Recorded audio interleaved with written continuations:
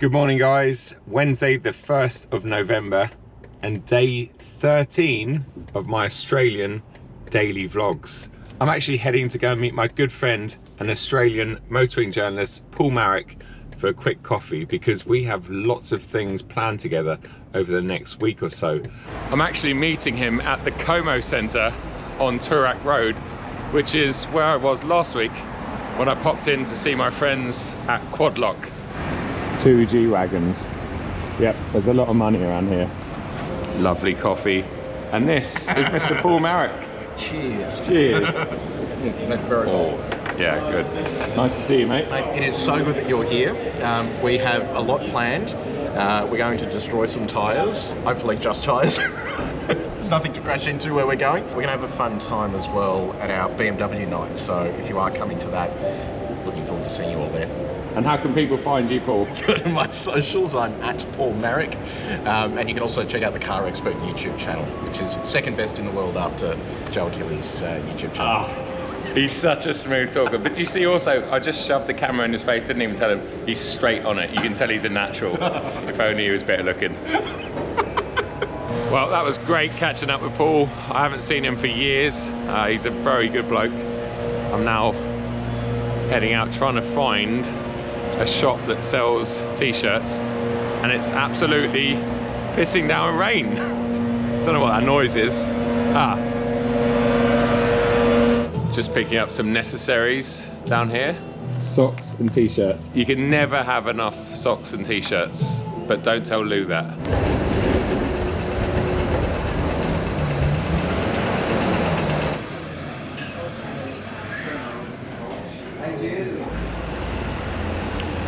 Oh yes, oh yes. Big shout out to Norman on Toorak Road, Street, something. It's really, really good. That's like 9.5 Australia, which would be an 11 out of 10 in the UK. That cost me £2.28 on one of the trendiest streets in Melbourne. I'm gonna put the camera away. No, I'm not gonna put it away because I can see an M2 coming towards me. Look at this. Wow. Lovely. Beautiful F87 M2 Comp Stealth. Have I mentioned that I'm really enjoying cruising around in the iX1? It makes for a fantastic city car, at least. I was planning on shooting my review of this car today, but I don't like shooting reviews in miserable weather.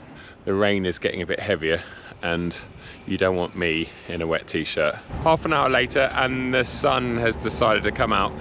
I'm actually down at Albert Park, right in the middle of the city in Melbourne.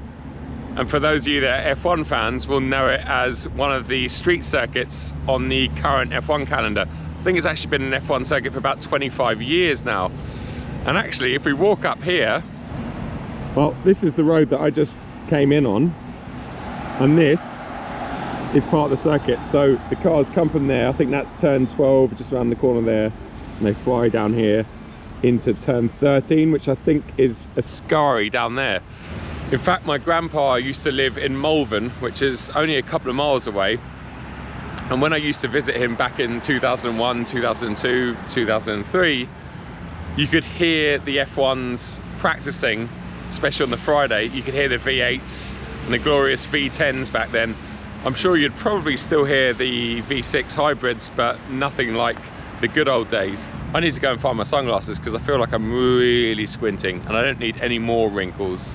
We're now on the GP circuit. Typically the speed limit is 40 kilometers per hour, which is about 25 miles an hour. So I'm not going to be breaking any lap times. This is Ascari, which is a 90-degree turn. Turn 15. In fact, this might be the slowest because it's more than 90 degrees. It was about 100 degrees. You almost go back on yourself. And then the final turn, which I believe is 16. I hope I'm getting this right. And now we are on to the start finish straight. You can actually see the grid spots on the road Obviously these are all the pit boxes. Well, it's hard to believe that behind me is the start-finish line of the Australian Grand Prix, because although it's a temporary street circuit, in places like Monaco, it's always busy, so you kind of gauge the atmosphere. There's always cars and people, whereas here, well, it's just really, really quiet. So imagine what it's like at the start of an F1 race right here, with all the cars lined up just here as they fire down to turn 1. That is so, so cool. Right, let's get in our F1 car and head to the next location. Just lining up for the start of the race. Thankfully, I am on pole position. Into sports. Here we go, watching for the lights that aren't actually there. And off we go. And that's 40 kilometers per hour. Now that I'm in the east of Melbourne, where the charging network and infrastructure is meant to be better, I thought I would give that a go because I have an iX1. Actually doesn't need charging. It's going to be good until I give it back in a couple of days' time. I just wanted to try out the network. So this was the closest charging station on the ChargeFox app. There appears to be 4 spots that are available. These look like much better chargers as well, newer, 75 kilowatt. Let's give them a go and see if they actually work. So let's see how easy this is. It's open.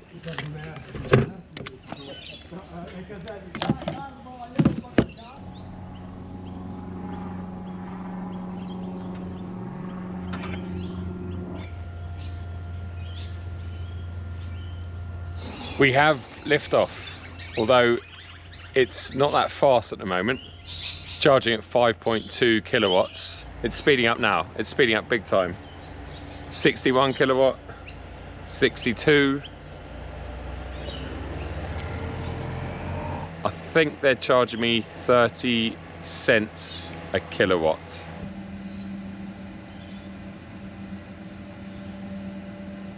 Right, 10 minutes has passed and we've gained about 15% battery, which has given me an extra 65 or 70 kilometers. Charging speed has slowed down to 52.8, and that's what happens as the battery gets towards being full. The charging speeds slow down, just like they do with your mobile phone or anything. I think that's enough now, so let's stop on here. See how quick that is to respond. Stopping a session. Yep, there we go. Finished.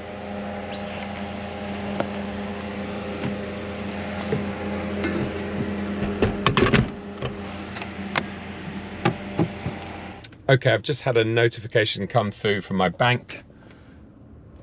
Cost me £1.73 and I've gained about 65 kilometers. Electricity and charging out here in Australia is definitely cheaper than when I've tried it back home in the UK. I've just parked up in a little street in a suburb called Beaumaris. And the reason I have is because I wanted to revisit where my mum grew up.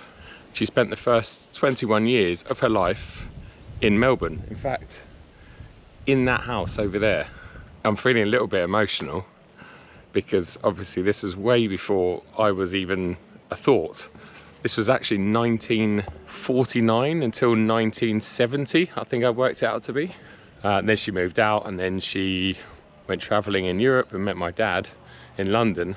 But that is where she grew up, spent the first 21 years of her life. And unfortunately, both of her parents, well, her mum died. So my grandmother died very young. My grandpa died about 15 years ago now. And it's a really nice suburb. The beach is literally a 5-minute walk that way. Mum, I'm sure you'll be watching this, so sending lots of love. And this is Ricketts Point, which was Mum's local beach. Although today, yeah, it's a bit wintry down here. I probably need a jumper if I'm being honest. And it's not far from the hustle and bustle of Melbourne, which is in that direction. In memory of Mike Lech, born 27th of October 1948. Mum was born 28th of October 1949. Mum, do you know a Mike Lech? Did you go to school with him? But either way, I'm sure you crossed paths back in the day. But it's lovely being down here, even if I am the only person down here, because it's about 11 degrees. It's probably better that it's cold and not hot, because it would be busy down here if it was hot. I'm glad that I made the effort to come down here and just check out where Mum grew up.